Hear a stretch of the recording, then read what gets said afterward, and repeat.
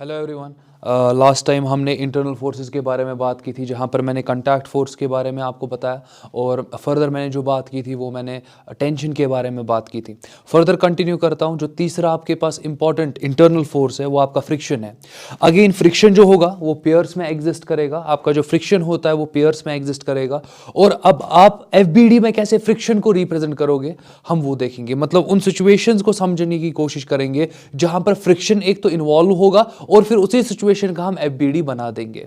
तो आप सिंपली देखते जाओ। पहले अगर मैं फ्रिक्शन की बात करूं तो फ्रिक्शन सिंपली आपके पास एक अपोजिंग फोर्स होता है जो अपोज करता है आपके मोशन को या इंटेंडेड मोशन को। मैं रिपीट करता हूं, जो आपके पास फ्रिक्शन होता है ये एक अपोजिंग फोर्स होता है जो अपोज करता है आपके मोशन को या आपके इंटेंडेड मोशन को। जब मैं बात कर रहा हूं कि वो अपोज कर रहा है आपके मोशन को, तो उसका कहने का मतलब यह है कि बॉडी, लेट अस सपोज आपका लेफ्ट टू राइट जा रहा होगा।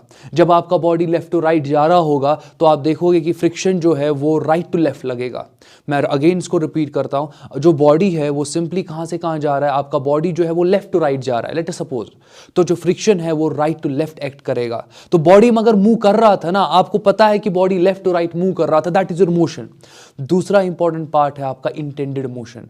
इंटेंडेड मोशन का मतलब क्या है कि लेट अस सपोज कि आपके पास एक इंक्लाइंड प्लेन है।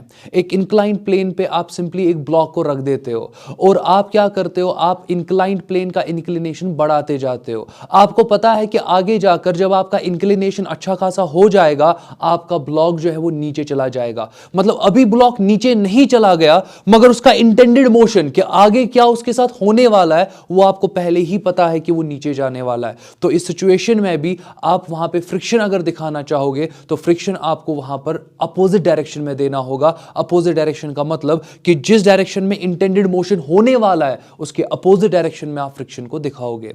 मैं ये दोनों चीजें आपको दिखाऊंगा, बट फिलहाल के लिए फ्रिक्शन क्या होता है, आपके पास एक अपोजिंग फोर्स जो आपके मोशन को अपोज करता है, या मैं ऐसे भी बोल सकता हूं जो आपके इंटेंडेड मोशन को भी अपोज करता है। तो होपफुली अभी तक किसी को डाउट नहीं होगा। तो चलो फिलहाल के लिए एक सिनेरियो यहां पर लेते हैं, आप देखते जाओ।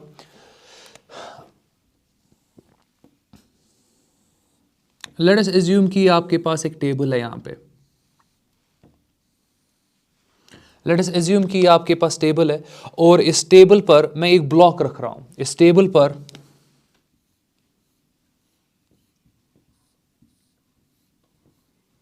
मैं एक ब्लॉक रख रहा हूं और इस ब्लॉक का mass let us assume small m है आपके पास।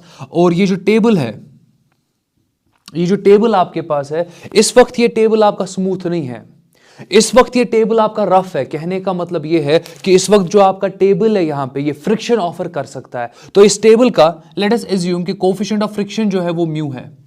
तो जब मैंने म्यू यहां पे दिखाया उसी वक्त आपको क्लियर होना चाहिए कि यहां पर आपको फ्रिक्शनल फोर्सेस लेने पड़ेंगे, उनको अकाउंट करना पड़ेगा आपको। फर्दर देखते जाओ। अब यहां पर मैं इसी ब्लॉक को एक रोप के साथ कनेक्ट कर रहा हूं।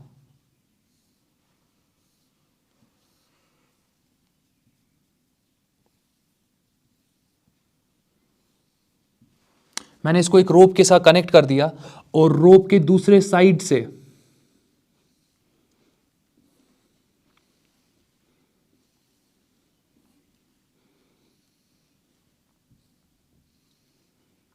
और एक मास आपका अटैच्ड है।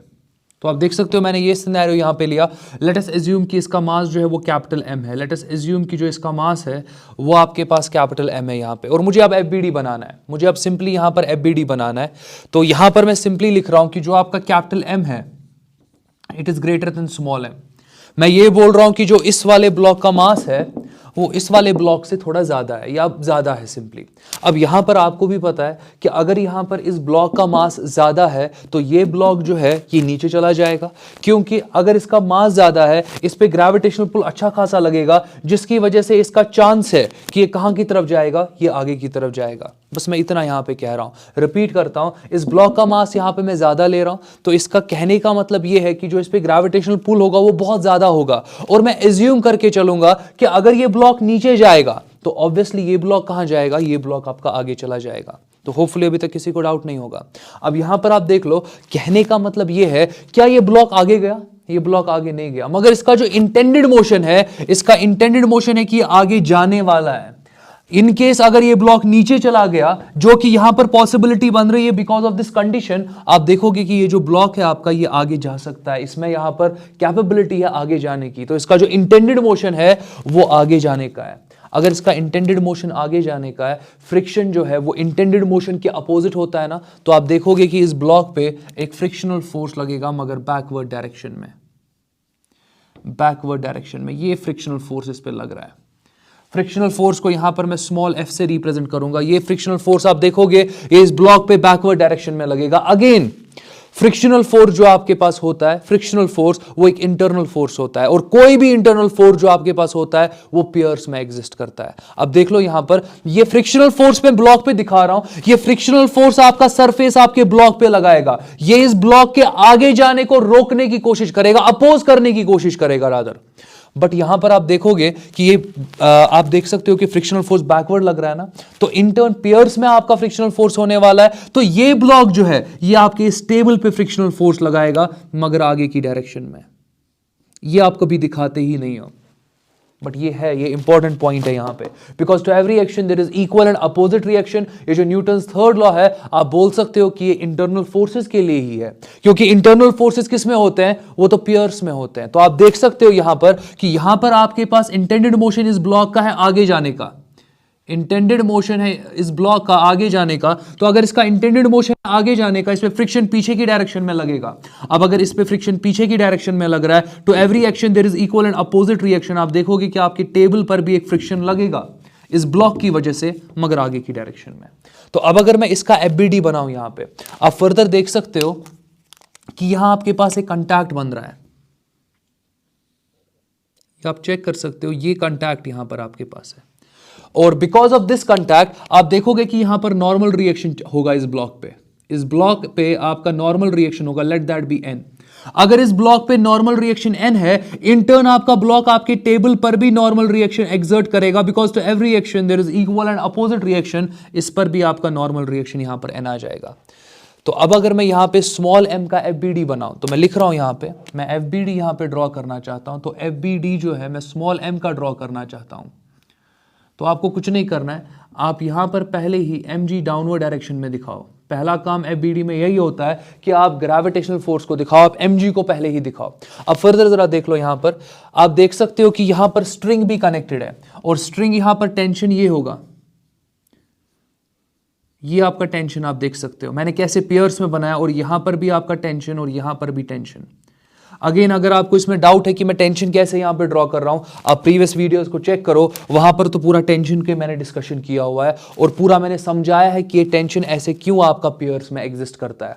तो फिलहाल के लिए अब इस ब्लॉक की अगर मैं बात करूं, इस ब्लॉक पे टेंशन जो लग रहा है वो टुवर्ड्स राइट लग रहा है, तो टेंशन यहां पर मैं टुवर्ड्स राइट दिखाने वाला हूं, ये टेंशन में यहां पर टुवर्ड्स राइट दिखाने वाला हूं, ये आपका टेंशन है।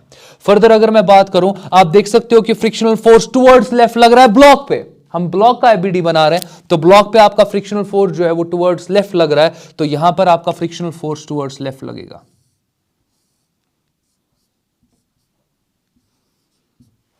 सिंपल।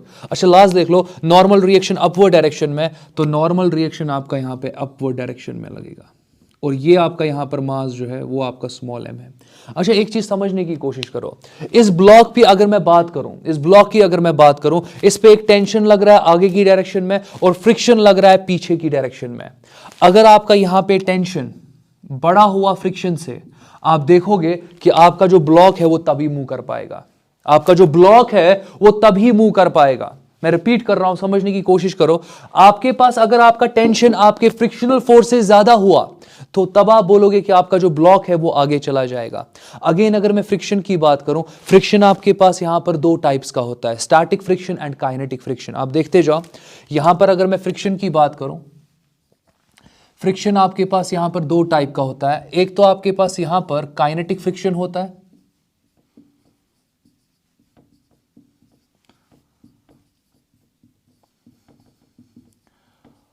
और दूसरा आपके पास स्टैटिक फ्रिक्शन होता है।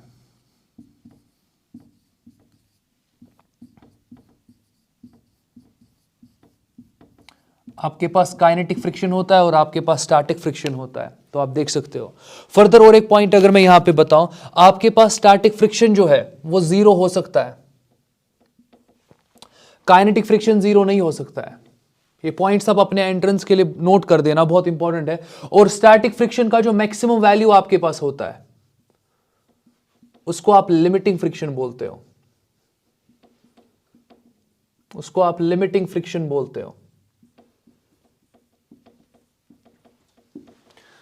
तो होपफुली किसी को डाउट नहीं होगा। जीरो से मैक्सिमम जा रहे हो, जीरो से मैक्सिमम जा रहे हो, तो एक वैरायटी ऑफ स्टैटिक फ्रिक्शन आपको देखने को मिलेगा, वैरायटी ऑफ स्टैटिक फ्रिक्शन आपको देखने को मिलेगा।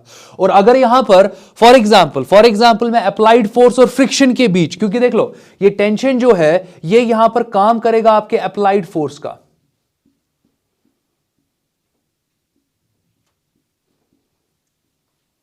अप्लाइड फोर्स की अगर मैं बात करूं, मैं एक्सटर्नल फोर्स बताऊंगा।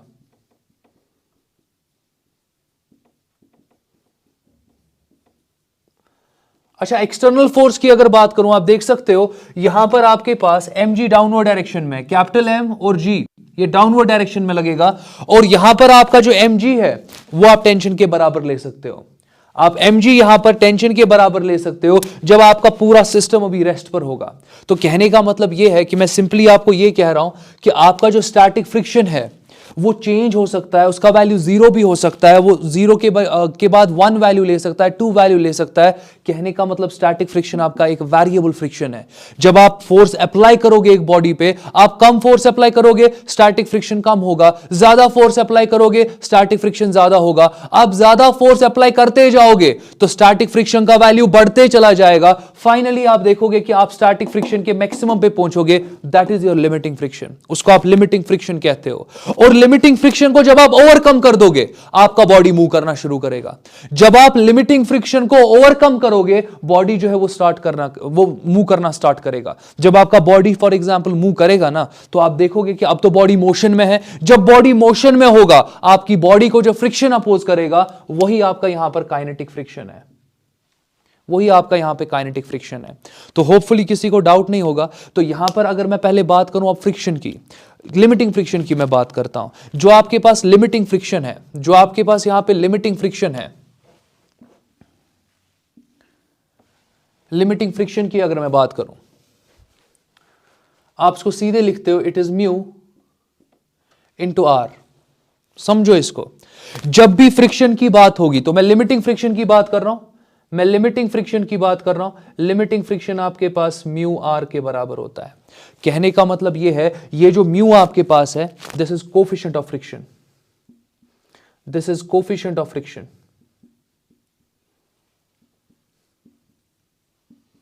This is coefficient of friction. और जो आपके पास आर यहां पर मैं लिख रहा हूं, मैं इसको लिख सकता हूं यहां पर एन से भी रिप्रेजेंट कर सकता हूं आर को। यहां पर आर लिखूं या एन लिखूं, यह आपका होता है नॉर्मल रिएक्शन।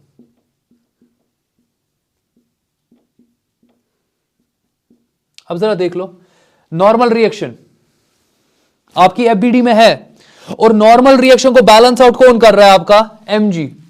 तो आप एग्जैक्टली नॉर्मल रिएक्शन की जगह एमजी भी लिख सकते हो। अभी मैं ये चीजें यहां पर अगेन मैं ये पूरा लिखूंगा नहीं, मैं बस बोल रहा हूं आपको, एक जनरल आइडिया फ्रिक्शन के बारे में दे रहा हूं, इक्वेशंस के बारे में दे रहा हूं, क्योंकि जो अगला मेरा वीडियो होने वाला है अगेन मैं उसमें न्यूमेरिकल्स लूंगा और वहां पर मैं यही चीजें एग्जैक्टली लेने वाला हूं कि आपका जो फ्रिक्शन का फॉर एग्जाम्पल इक्वेशन है वो म्यू आर है, क्योंकि एंट्रेंस का क्लास है, मैं 11th क्लास की तरह यहां पे नहीं पढ़ा सकता हूं। तो थोड़ा आप इस पे भी ध्यान रखो कि आपके पास जब भी आप फ्रिक्शन की बात करोगे वो म्यू आर के बराबर होगा। अगर काइनेटिक फ्रिक्शन की बात करें, अगर काइनेटिक फ्रिक्शन की बात करें, वो आपका एफ के होगा, उसको आप म्यू के इंटू आर लिख सकते हो, या एन लिख लो, एन लिखो या आर लिखो, एक ही बात है। मगर आर क्या है आपका?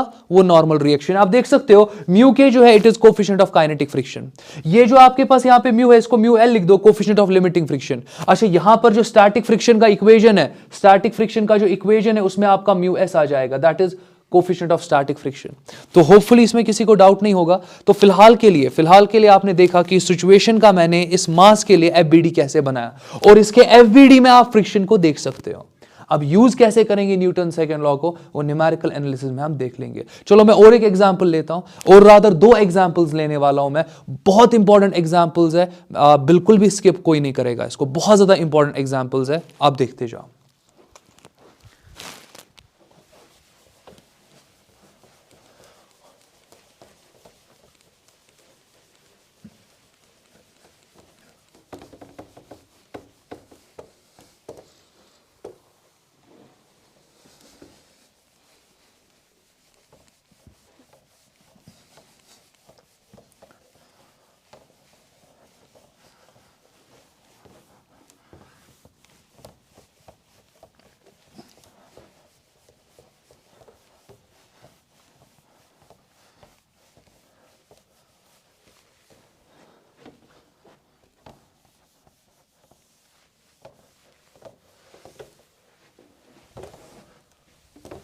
ओके, बहुत इंपॉर्टेंट एग्जाम्पल्स मैं दो लेने वाला हूं, बहुत ज़्यादा इंपॉर्टेंट, ये बहुत हेल्प आपको करेंगे। रिलेटिव मोशन पे और थोड़ा हम बात करेंगे अभी, तो आप देखते जाओ। लेट अस एज्यूम कि आपके पास एक रफ सरफेस है। लेट अस एज्यूम कि आपके पास एक रफ सरफेस है। तो आपके पास एक रफ सरफेस है और इस रफ सरफेस का कुछ भी कोएफिशिएंट ऑफ फ्रिक्शन हो सकता है। फिलहाल के लिए मैं यहाँ पे चलो म्यू लिख रहा हूँ, म्यू 1। और यहाँ पर आप देख सकते हो कि मैंने एक ब्लॉक यहाँ पे रख दिया है और इस ब्लॉक का मास कैपिटल M लेंगे और इसके ऊपर मैं एक छोटा ब्लॉक रखूंगा, उसका मास हम स्मॉल m लेंगे। तो इसका मास आपके पास यहाँ पर मैं m लेने वाला हूँ। इसका जो मास है यहाँ पे मैं कैपिटल M लेने वाला हूँ और इसके ऊपर मैं एक ब्लॉक रख रहा हूँ।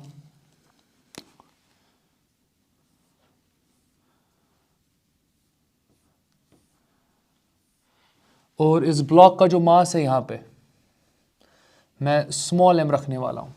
तो आप देख सकते हो कि मेरे पास दो ब्लॉक्स हैं, एक तो आपको ब्लैक ब्लॉक दिख रहा होगा, दूसरा आपको रेड ब्लॉक दिख रहा होगा। तो दो ब्लॉक्स है यहाँ पे। अब नीचे वाले ब्लॉक पर मैं एक फोर्स यहाँ पे अप्लाई कर रहा हूँ। लेट अस एज्यूम कि नीचे वाले ब्लॉक का जो वेलोसिटी है आपके पास, नीचे वाले ब्लॉक का वेलोसिटी जो है वो आपका v है और ऊपर वाले ब्लॉक का वेलोसिटी देख लो, वो यहां पर मैं v डैश ले रहा हूं और मैं केस 1 यहां पे सिंपली लिख दूंगा। आप देखते जाओ, केस 1 देख लो मैं क्या लिख रहा हूं। मैं बोल रहा हूं कि जो आपके पास v डैश है it is less than v। बड़ा भी तो हो सकता है, बराबर भी तो हो सकता है ना। तो फिलहाल के लिए एक केस मैंने लिया, मैं तो दो केसेस में इंटरेस्टेड हूं, एक आपका v dash less than v और दूसरा आपका v dash greater than v। इनमें मैं इंटरेस्टेड हूं। चलो पहला वाला केस मैं यहां पे दिखा रहा हूं, v dash is less than v। अब मैं आपको बोल रहा हूं चलो दोनों बॉडीज का एफबीडी बनाओ, क्योंकि जब आप दोनों बॉडीज का एफबीडी बनाओगे तभी जाके तो आप न्यूटन्स लॉ वगैरह उसको सब कुछ एनालाइज कर पाओगे। तो मेन इंपॉर्टेंट क्या है अभी, एफबीडी बनाना। तो ठीक है, फिलहाल देख लो आपके पास यहां पे दो ब्लॉक्स है, नीचे वाले ब्लॉक का वेलोसिटी v है और ऊपर वाले ब्लॉक का वेलोसिटी मैंने क्या लिया, v डैश। ऊपर वाले ब्लॉक का वेलोसिटी मैं कम किससे ले रहा हूं, नीचे वाले ब्लॉक के वेलोसिटी से। तो होपफुली अभी तक किसी को डाउट नहीं होगा। चलो पहले नॉर्मल रिएक्शन ड्रॉ करते हैं। देख लो, एक आपके पास यहां कंटैक्ट बन रहा है, आप चेक करते जाओ, एक कंटैक्ट यहां पर बन रहा है। आप देख सकते हो कि एक कंटैक्ट यहां पर बन रहा है, ये आपका एक कंटैक्ट बन रहा है। तो ऑब्वियसली यहां पर नॉर्मल रिएक्शन लगेगा, ये normal reaction let it be N1। और आपको पता है कि अगर ब्लॉक पे लग रहा है normal reaction because of the surface, तो इन टर्न इस पर क्या लगेगा, नॉर्मल रिएक्शन N1 लग जाएगा। बहुत आसान है, अभी तक किसी को डाउट नहीं होना चाहिए। सिमिलरली आप देख सकते हो, आप यहां पर देख सकते हो कि यहां पर भी एक कंटैक्ट आपको बन रहा है, ये कंटैक्ट, ये आपका कंटैक्ट यहां पे बन रहा है और इस कंटैक्ट की वजह से नॉर्मल रिएक्शन छोटे वाले ब्लॉक पे लगेगा, that will be N2। In turn छोटा वाला ब्लॉक जो है वो बड़े वाले ब्लॉक पर कौन सा नॉर्मल रिएक्शन लगा देगा, N2। चलो ये तो हो गया। अब आ जाते हैं मेन इंपॉर्टेंट चीज पे, दैट इज फ्रिक्शन। यहां पर अगेन अगर मैं इसका μ1 ले रहा हूं कोएफिशिएंट ऑफ फ्रिक्शन, इस सरफेस का मैं यहां पे μ2 ले रहा हूं, इसका मैं यहां पे μ2 ले रहा हूं। कहने का मतलब नीचे वाला सरफेस भी रफ है, ये वाला सरफेस भी रफ है, फ्रिक्शन दोनों जगह पर लेना पड़ेगा। आप समझो यहां पर कि मैं कैसे फ्रिक्शन लेने वाला हूं, ये चीज बहुत इंपॉर्टेंट है आपके लिए। देखते जाओ, यहां पर आपको पता है कि ये जो ब्लॉक है नीचे वाला, आपका नीचे वाला ब्लॉक, इस पे फोर्स लग रहा है इस डायरेक्शन में, तो इसका जो इंटेंडेड मोशन है वो तो आगे जाने का है ना। तो इस पे फ्रिक्शन कहां की तरफ लगेगा, इस पे फ्रिक्शन यहां पर पीछे की डायरेक्शन में लगेगा, इस पे फ्रिक्शन यहां पर पीछे की डायरेक्शन में लगेगा। Let this be F1। इस पे फ्रिक्शन पीछे की डायरेक्शन में लगा, लेट इट बी F1। अच्छा, अगर यहां पर इस ब्लॉक पर ये फ्रिक्शन F1 लग रहा है पीछे की डायरेक्शन में, ये तो नीचे वाले सरफेस की वजह से है। इन टर्न ये ब्लॉक भी इस पे एक फ्रिक्शनल फोर्स एक्सर्ट करेगा, बिकॉज फ्रिक्शनल फोर्स जब आप दिखाते हो ना, it is because of relative motion. आप बोलते हो कि it opposes the motion, it opposes the intended motion. Actual में आपका जो फ्रिक्शन होता है ये वहां पर आ जाता है जहां पे रिलेटिव मोशन होने वाला होता है। आप देख सकते हो कि ब्लॉक जो है वो सरफेस के रेस्पेक्ट में आगे जाने वाला है। तो आप ऐसे भी तो बोल सकते हो ना कि ऑब्जर्वर के हिसाब से जो दूर से देख रहा होगा उसको लगेगा कि एज इफ कि नीचे वाला सरफेस पीछे जा रहा है, because they are in relation. यहां रिलेटिव मोशन हो रहा है, तो यहां पर आपको फ्रिक्शन जो नीचे वाले सरफेस पे है वो आगे की डायरेक्शन में दिखाना पड़ेगा, and this will be F1। और होपफुली अभी तक किसी को डाउट नहीं होगा, होपफुली जंबल नहीं हुआ होगा, तो आपको समझ में आ रहा होगा मैं एक एक पॉइंट पे कैसे ड्रॉ कर रहा हूं, और आपको आइडिया बन रहा होगा फ्रिक्शन कैसे आप लेने वाले हो, पेयर्स में कैसे फ्रिक्शन एग्जिस्ट करता है। तो चलो ये तो हो गया, अब इस वाले ब्लॉक पे आ जाते हैं, क्योंकि ये वाला सरफेस भी तो रफ है ना, तो इस पे भी फ्रिक्शन लगने वाला है। अब इस पे फ्रिक्शन किस डायरेक्शन में लगेगा, इस पर फ्रिक्शन पीछे लगेगा कि आगे लगेगा, इस पे फ्रिक्शन पीछे की डायरेक्शन में लगेगा कि आगे की डायरेक्शन में लगेगा। तो यहां पर आप केस पे जाओ, केस आपको बोल रहा है कि जो ऊपर वाली की वेलोसिटी है वो कम है नीचे वाली वेलोसिटी के कंपैरिजन में। तो जो वेलोसिटी कम होती है ना, जो वेलोसिटी कम होती है आप उसको ही नलिफाई करने की कोशिश किया करो। देखो कहने का मतलब क्या है, आपने यहां पे V डैश लगाया, आपने यहां पे V डैश लगाया, चलो ठीक है रख दो वहीं पे। देख लो मैं और एक तरीके से यहां पे आसान से तरीके से कोशिश करूंगा आपको समझाने की। आप नीचे वाले ब्लॉक को रेस्ट पे लाओ, ला सकते हो ना। नीचे वाला ब्लॉक कैसे रेस्ट पे आ सकता है, नीचे वाले ब्लॉक का वेलोसिटी v आगे की डायरेक्शन में, आप इस पे सुपरपोज कर दो ये वेलोसिटी v पीछे की डायरेक्शन में। आराम से समझो, स्टेप बाय स्टेप देखो। नीचे वाले ब्लॉक पे वेलोसिटी v आगे की डायरेक्शन में है ना, आपको कुछ नहीं करना है, आपको नीचे वाले ब्लॉक को रेस्ट पे ला देना है। आप नीचे वाले ब्लॉक को कैसे रेस्ट पे लाओगे, आप इस पे एक अपोजिंग वेलोसिटी v लगा दो। अब देख लो ये वेलोसिटी v वेक्टर और ये v वेक्टर आपस में एक दूसरे को कैंसिल करेंगे। आपने नीचे वाले ब्लॉक पर ये लगा दिया ना v वेक्टर पीछे की डायरेक्शन में, यही v वेक्टर आप ऊपर वाले को भी दे दो। जो नीचे वाले ब्लॉक के साथ कर रहे हो वही ऊपर वाले ब्लॉक के साथ करो। तो ऊपर वाले ब्लॉक को भी मैं यहां पे क्या दे रहा हूं, यहां पर ऊपर वाले ब्लॉक को भी मैं यहां पे v वेलोसिटी दे रहा हूं। ये देख लो, होपफुली आपको समझ में आ रहा होगा मैं कहां पे क्या लिख रहा हूं। तो आप देख सकते हो कि मैंने इसको भी बैकवर्ड v वेलोसिटी दिया, नीचे वाला ब्लॉक तो रेस्ट पे आ गया, ऊपर भी मैंने v यहां पे दे दिया। अब देख लो यहां पे v डैश छोटा है v से, कहने का मतलब v जो है वो v डैश से बड़ा है। अगर v आपके v डैश से बड़ा है तो दैट मींस ये वाला वेक्टर बड़ा होगा, ये वाला वेक्टर छोटा होगा। अगर ये वाला वेक्टर बड़ा है और ये वाला वेक्टर छोटा है, मैं बोल सकता हूं ना कि ये दोनों जो है 180 पे है, ये दोनों एक दूसरे को अपोज कर रहे हैं। तो अगर आप यहां पर नेट रिजल्ट निकालोगे, आपको नेट रिजल्ट पे एक वेलोसिटी मिलेगी मगर बैकवर्ड डायरेक्शन में, ये आपका v नेट आ जाएगा। समझो ना, खुद से देख लो आप। यहां पर आपके पास v डैश वेलोसिटी आगे की डायरेक्शन में, यहां पर आपने सुपरपोज कर दिया v वेलोसिटी पीछे की डायरेक्शन में। अब इन दो वेलोसिटीज में बड़ा कौन सा है, वो तो केस बोल रहा है ना आपको, आपका v वेलोसिटी v डैश से बड़ा है। अगर आपका v वेलोसिटी v डैश से बड़ा है तो इन दोनों का जब आप रिजल्ट लोगे ये तो डोमिनेट करेगा ना, तो नेट वेलोसिटी पीछे की डायरेक्शन में होगा। अच्छा, अगर यहां पर नेट वेलोसिटी इस ब्लॉक का पीछे की डायरेक्शन में है, इसका इंटेंडेड मोशन पीछे की डायरेक्शन में है, तो कहने का मतलब इस पे फ्रिक्शन कहां लगेगा, आगे की डायरेक्शन में। And let this be F2। अगर इस पर फ्रिक्शन लग रहा है आगे की डायरेक्शन में F2, ये तो ऊपर वाले ब्लॉक पे लग रहा है F2, और ये जो यहां पर फ्रिक्शन लग रहा है ये नीचे वाले ब्लॉक के रिलेटिव मोशन को आप यहां पे एनालाइज कर रहे हो। तो कहने का मतलब अगर ऊपर वाले ब्लॉक पे F2 आगे की डायरेक्शन में अब लग रहा है, नीचे वाले ब्लॉक पर भी फ्रिक्शन लगेगा न्यूटन्स थर्ड लॉ के हिसाब से, और वो लगेगा पीछे की डायरेक्शन में। तो ये आपका F2 होगा। अगेन बहुत सारे फोर्सेस बन रहे हैं, मैंने बहुत सारा यहां पे बनाया, मगर अगर आपने स्टेप बाय स्टेप फॉलो किया होगा आपको पूरा आइडिया होगा अब किस ब्लॉक पे कौन सा फोर्स लग रहा है। चलो FBD बनाते हैं, पहले स्मॉल m का FBD में बनाता हूं, स्मॉल m का FBD में बनाता हूं। जब मैं स्मॉल m का FBD बना रहा हूं तो पहले ही आप यहां पर क्या दिखाओगे, आप mg नीचे की डायरेक्शन में दिखाओगे। तो ये देख लो हो गया mg नीचे की डायरेक्शन में, और मैं FBD यहां पर स्मॉल m का बना रहा हूं। तो ये आपके पास FBD है यहां पे, मगर स्मॉल m के लिए है। तो होपफुली अभी तक डाउट नहीं होगा। अब फर्दर जरा देख लो, आपको यहां पे स्मॉल m का FBD बनाना है। इस पर नॉर्मल रिएक्शन N2 ऊपर की डायरेक्शन में, इस पर नॉर्मल रिएक्शन N2 ऊपर की डायरेक्शन में लग रहा है, ये आपका N2 आ गया ऊपर की डायरेक्शन में। अच्छा फर्दर देख लो, इस पे फ्रिक्शन लग रहा है मगर इस डायरेक्शन में टुवर्ड्स राइट F2 लग रहा है, तो यहां पर फ्रिक्शन जो है F2 वो टुवर्ड्स राइट यहां पे लग रहा है, ये आपका F2 है। F2 टुवर्ड्स राइट लग रहा है। जरा फर्दर देख लो और कुछ लग रहा है इस पे। वेलोसिटी आप एबीडीज में नहीं दिखाते हो, बस फोर्सेस को आप दिखाते हो, क्योंकि एबीडी का मतलब ही होता है representation of independent forces. Velocity आपको वहां नहीं दिखाना है। तो फर्दर देखते जाओ, आप देख सकते हो कि नॉर्मल रिएक्शन हो गया, मैंने mg वाला भी बना दिया, F2 भी हो गया, तो बाकी इस पे और कोई फोर्स है नहीं। अब दूसरा यहां पर आपके पास कैपिटल M वाला मास है ना, चलो कैपिटल M का एबीडी बनाते हैं।